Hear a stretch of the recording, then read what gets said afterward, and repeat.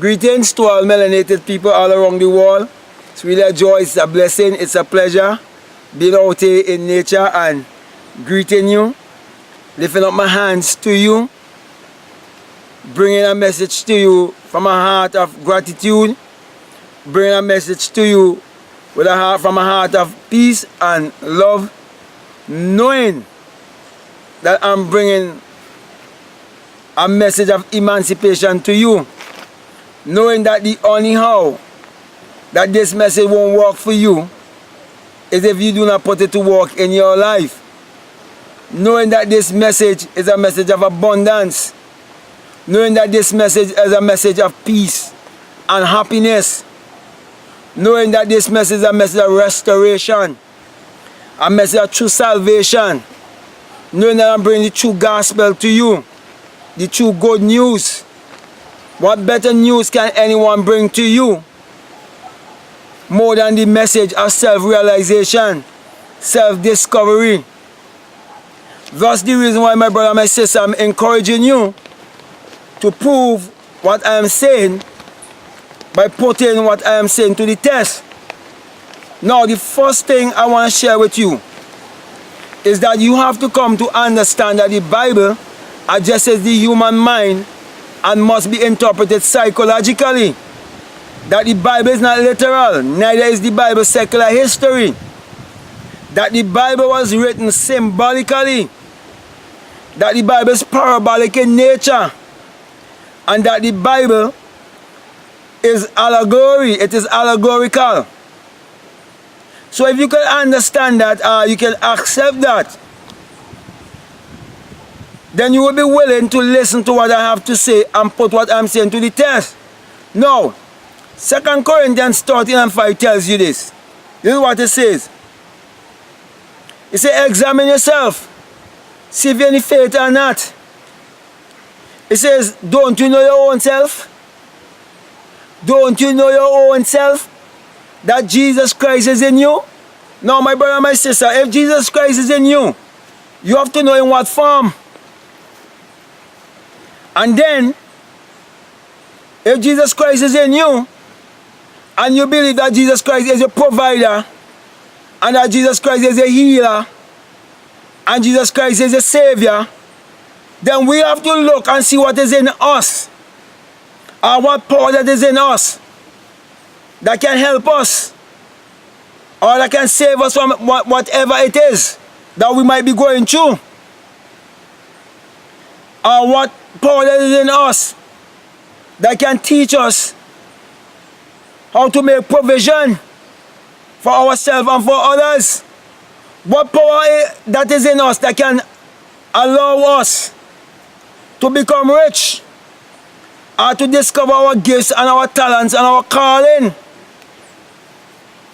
Now, anyone who will listen to me will always believe that God is the provider. That's the reason why I want to speak to you concerning Malachi chapter 3 and verses 10. Why he said, prove me now, herewith, said the Lord of hosts. See if I will not open the windows of heaven and pour you out a blessing. And my brother and sister, I wrote a book on that called How to Open the Windows of Abundance. Or the windows of heaven, I think. What is it? Floodgates. Yes, how to open the floodgates. The floodgates of what? Abundance? Right. How to open the floodgates of abundance. Okay, but the Bible said that He will open the windows of heaven and pour you out a blessing. Now, you have to understand that St. John 1 verses 3 is a personification of the human imagination. This is what it says. It says, all things was made by Him. Who is that Him? That Him is your own human imagination. And without Him, there is anything made that was made. My brother and my sisters, everything in this world was first imagined. It was first a thought. It was first psychological. And everything else in this world that ever going to be made, it must first be a thought. It must first be psychological. It must first be imagined. Therefore, God is your own human imagination. the creator in man, and there's no other God. There's no God existing outside of you. So the Bible have no reference to anyone that ever existed thousands of years ago, or to any actual event that took place upon the face of the earth. The Bible is speaking about the mind of man, the psyche of man.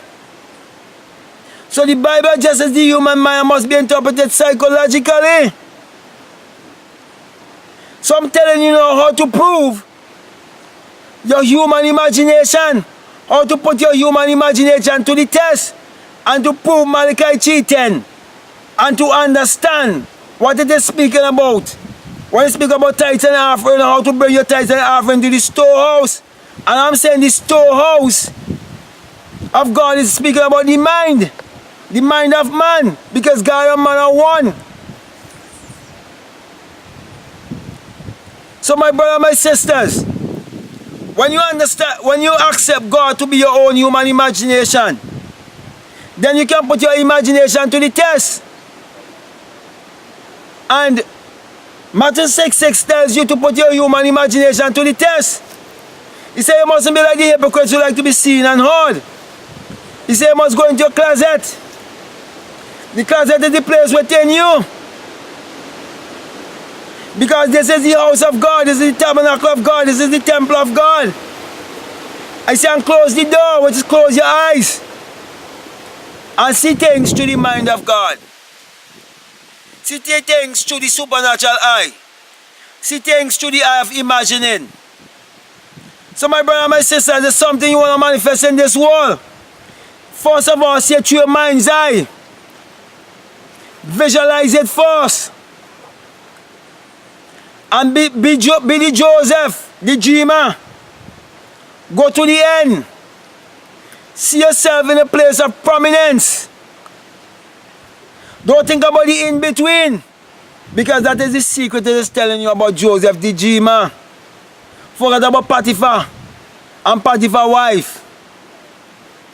Forget about your brothers, what they would do to you. It is telling you, you don't see the end. But you don't see the in-between. So don't think about how it's going to be done or when it's going to be done. All you know that it's going to be done. And hold to it. Hold to the assumption that it is true. And get into the feeling of the wish already been fulfilled. Because that is how you will feel. Why it's true. So my brother, my sisters, your beginning will be your end and the end will be your beginning. That's why it says that he's the Alpha and the Omega, the beginning and the end. It is speaking about your own human imagination. So, my brothers and sisters, when you learn that there's no God that existed outside of you, and that God is your own human imagination, the invisible man that is inside of you, and you can create your reality consciously, then you will understand why it says that you must pray according to Psalms 4:4. That you must commune with your own heart upon your bed and be still. It means when it says still, you must go into the silence. You must speak from within, sit from within. Use your senses from within. You can see from within. You can touch from within. You can smell from within. So as I would always say, you can take money. You can smell it. You can look at it. And you can study it. And then you can close your eyes and see through your mind's eye and count it. And fall asleep. In this assumption that it is done. And you can do it night after night. That's the reason why Job 33 tells you must go to bed more consciously. Job 33, you must read Job 33. Verses 14 to 16. That tell you that God will seal your instruction upon your bed in a deep sleep. So my brother, my sisters, just a little bit of encouragement I'm giving to you to prove for yourself what I'm saying. That God is within you. And that they misinterpret Malachi 3 to deceive you. So with that, say, my brother, my sister, I want to thank you very much for listening to me. And I want to give you this sign. The sign of Matthew 6:22 where it says, if your eye be single, your whole body will be full of light. And I'm teaching you how to practice the single eye. And in Malachi 3:10 is telling you how to prove the God that is in you by seeing things through the single eye.